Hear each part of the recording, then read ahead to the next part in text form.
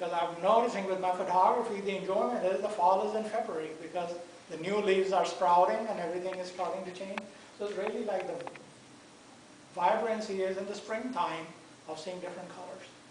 So the enjoyment is there. So a gentle nudge is to say, come on, you've been spiritually hibernating since the month of February. Very well tuned into what we are talking about. For us Floridians especially, we are hibernating because this is even more deeper hibernating time for some of us, and we dig in deep. So, what is the decisive role in the journey of spiritualism for this month of June? We'll discover that in the upcoming paragraphs here. From ancient whispers to modern affirmations and Instagram lives. We'll cover Druid, Stonehenge, Fox Sisters, and Rapping Spirit. Sir Arthur Conan Doyle swapped Sherlock's pipe for seances. And you, for your healing crystals and essential oils, may be a caffeine addict without knowing that you are, wondering how to live a more aligned, awakened life. So please find a little sarcastic undertone to this reading. Is not to be taken seriously. So keep your lighthearted spirit there. So what I have found in my own personal journey is June brings me to make an assessment how I've done my first half of the year. So I'm really not there in true literal sense, but I'm almost there and starting to assess, because it also allows me to see what my next 6 months could look like, July through December. It gives me an opportunity to realign myself, recalibrate. Things were not effective, I'm still pushing my margins. It allows me to take a step back and do an assessment. And that's just has become a very enjoyable space. For those that know me for knowing me and those that know me through social media, I just keep morphing myself to new discoveries that even I'm not aware of. So lately, my desk looks like I'm back in high school and I'm graduating from HB pencils to fountain pens. I have ink bottles, I have ink pens, I have fountain pens, and I have smudges on my finger. If you come look, investigate that. And I'm like, what am I doing? I'm just turning to be 52 in a week. And I'm like digressing to learning how to write again with pens. But these pens have come along with my play of not even knowing I could enjoy painting or coloring. I am not an artist, I'm not a trained artist. But my mind, through my ability to strongly visualize, sees. And this is the point where I say, I share my stories, not that you get interested in my stories, but it evokes your stories of your own discoveries. What are you doing at this point in your life that either you did so long ago or you've never done it before? Because my part of that is I have no idea what I'm doing. And I just play along, and sometimes that play is a way of creating things, and that's enjoying. So I just smear paint and just go on, let it sit for a few hours, dry up, and then pick up whatever shows up. That might become a focal point. So one day this YouTube teacher of mine, YouTube is my teacher. I can go there and learn a lot of things. So I'm listening to this, and this old artist comes from back in the days, somewhere in the 1960s. He said, you have to move on from this point to that point, because if you keep working at this point, you'll muddy it up. I'm like, oh, that's exactly what I'm doing. Already I'm doing it, and he's just telling me to shift my focus so this gets to dry and that gets to get created. And I found that to be such a profound spiritual moment. Perhaps my mind is in that space most of the time. But I found such a wonderment in it, like, oh yeah, this one already looks like it's muddy. Because if you mix all the colors, it does turn into mud. They don't turn into black, they turn into mud. But a part of that enjoyment was he gave me a tool, so I move around. I don't stay in one wet surface for my watercolors, I move somewhere else. So what are you doing in your life that it feels like it's getting muddied up? Wouldn't you like to take a break? How do you take a break? Put your focus somewhere else. And as we are talking about this, thinking about this language of communication was so amusing for me as it was getting co-created. I mean, this is pure sarcasm undertone to it. I'm not sure how I'm bringing it up, but I'm discovering The reading was very enjoyable. So, we will start into the pre-modern spiritualism in the month of June. Let's set the spiritual GPS way back, long before spiritualism was known as spiritualism. And that's a true statement because spiritualism was not known as spiritualism, it was just the thing. It was just a way to communicate. Before mediumship had business cards, before spirit guides were even named as Ezekiel or Luna Fairweathering, we're talking about pre-modern times. In those ancient times, people didn't merely question whether spirit existed. They were more curious about what the spirits desired for them for that particular day. It was a way of communing. What am I supposed to do? Guide me, point me in the right direction. Think about not having the Garmin or TomTom as your GPS and you're sitting in the middle of the forest trying to figure out, do I make a left here or right here? You tune into your own intuitive compass of saying, guide me, make me feel where I need to go, and it takes you places.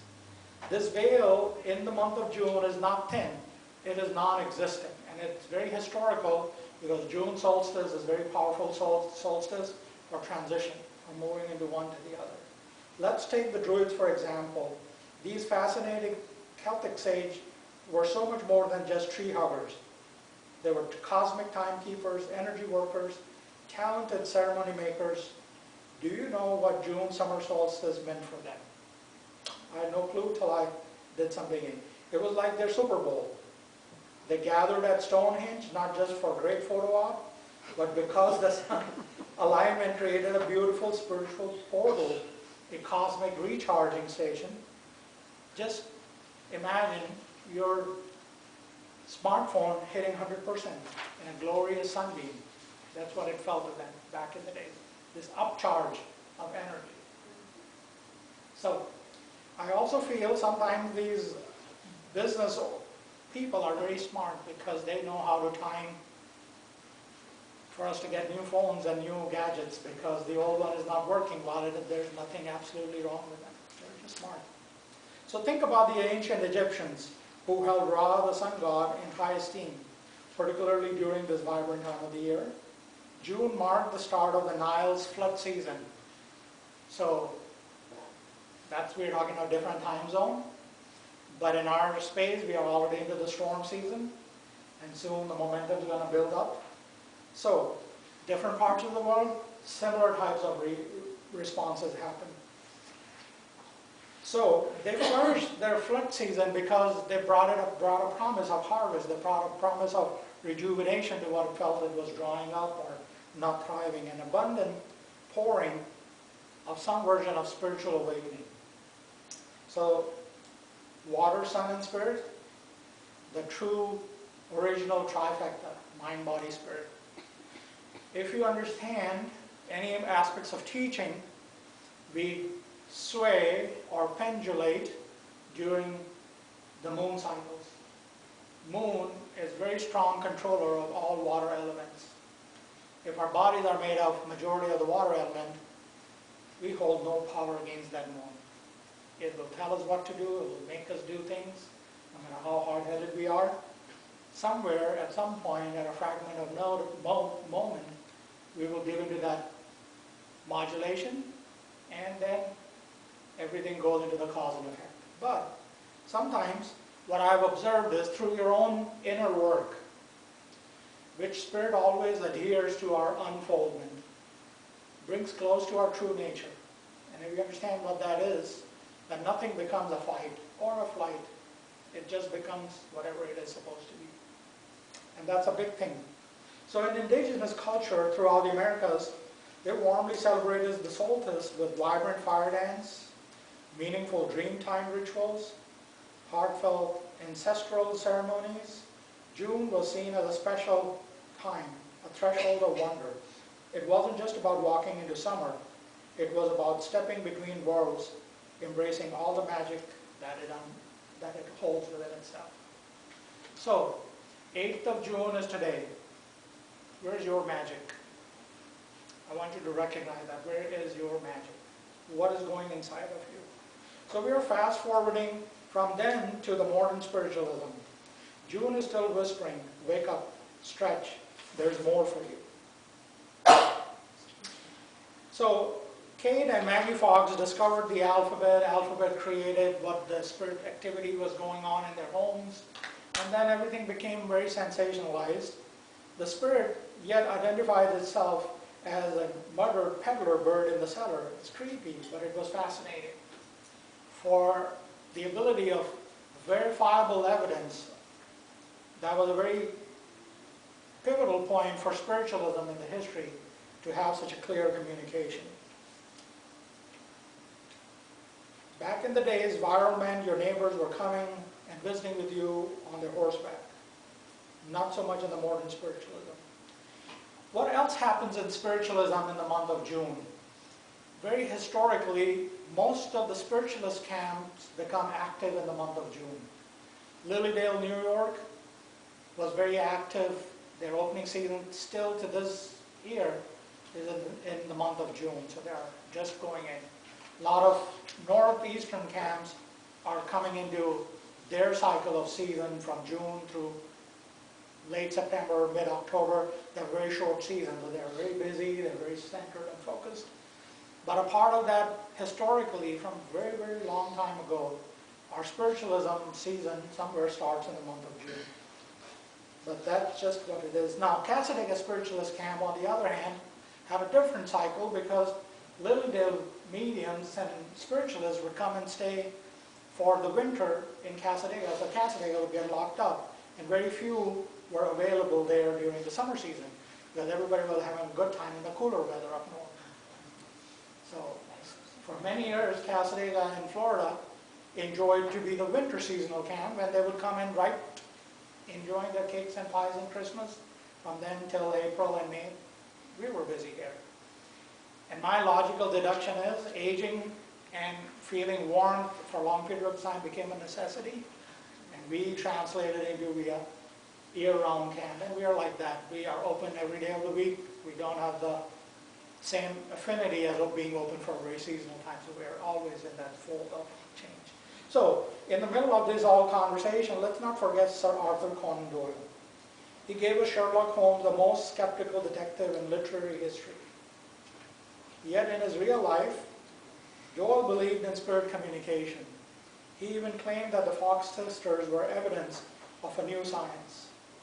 Guess what? Another peculiar thing about Sir Arthur Conan Doyle. He died in the month of June in the year 1930. Makes my birthday even more special. So we're connected in a different way. So a man of logic crossing over during the month of spiritual sunlight. Doesn't that sound very spiritually poetic? So the contemporary spiritualism today, it is everywhere. A lot of people that are fighting against spiritualism are not even realizing it's right in their homes. The act of life calls for adapting. And this brings up my old memory. I've shared it here before, so please hold your breath. The person that hired me in my employment one day called me and says, "Joy, we are fat and we are special." I'm like, "What? What?" So I had a little sensitive moment, but she was just as, or more than I was. And she said, "Fat means flexible and adaptable at all times." And I'm like, well, there's a different perspective. Once again, it changed my whole 17 years of working there, because I never found myself lodged into one place. Every time I was there, her voice is still very clear in my head.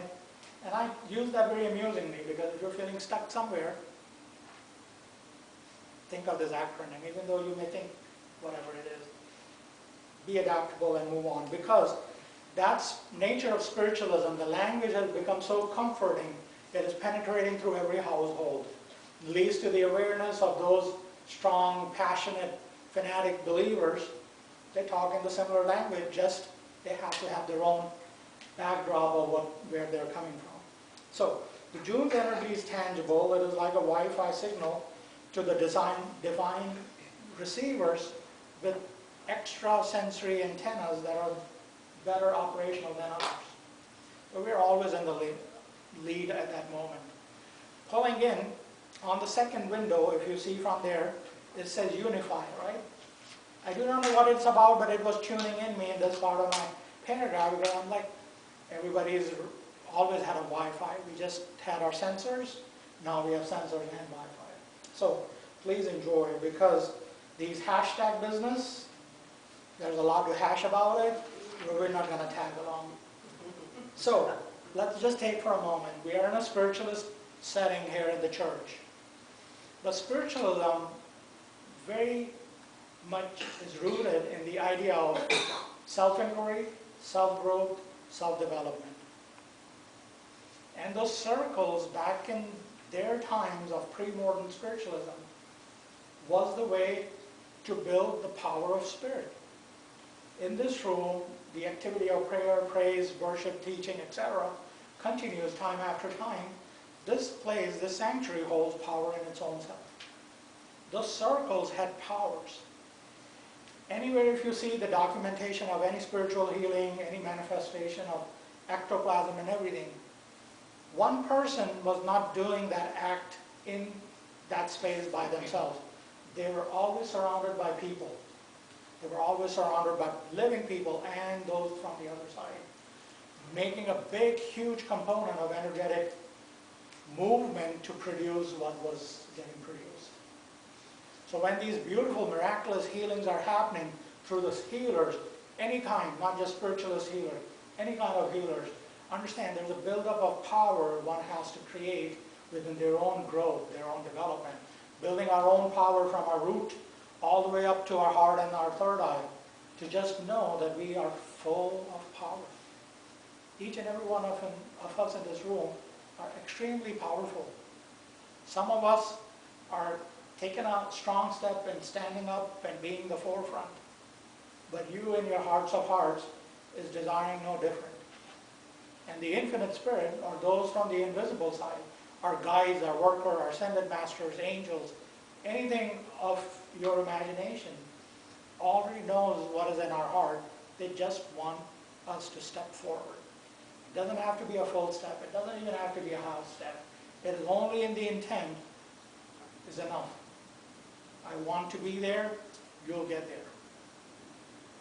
Now, I will also remind, what about June is special? It is a very uplifting month because it will tell me, and it should also tell you, where you want to go for the next 6 months. So let's introduce a little thought process. What if I were to say to you, hang on to your fears? We have a verse in the song, the second verse talked about the darkness. What if I said, hang on to your darkness? Anything that you give power, anything we give power to, we escalate and we expand more into that side. So if you enjoy where you are, that's fine. But if you want to be somewhere different, that's fine too. You are the only one gets to decide what works for you. I can tell you all day long, go here, go there, do this. But unless it rises within your own soul, it rises within your own spirit, nothing will feel momentous in that. Now, what else will happen is, somebody told me to do this, I did this, it didn't work out, that becomes somebody else's responsibility. Not giving up your choice or your ability to make your own choice is the most powerful thing you will exercise for yourself. So even after 22 minutes of this conversation, if you think, I'm fine where I am, that's great. If this stimulates to be more than whatever you are, that's fine too. It's just the thing. There's nothing special about it. There's nothing less about it. It just is. So, you are all great for me.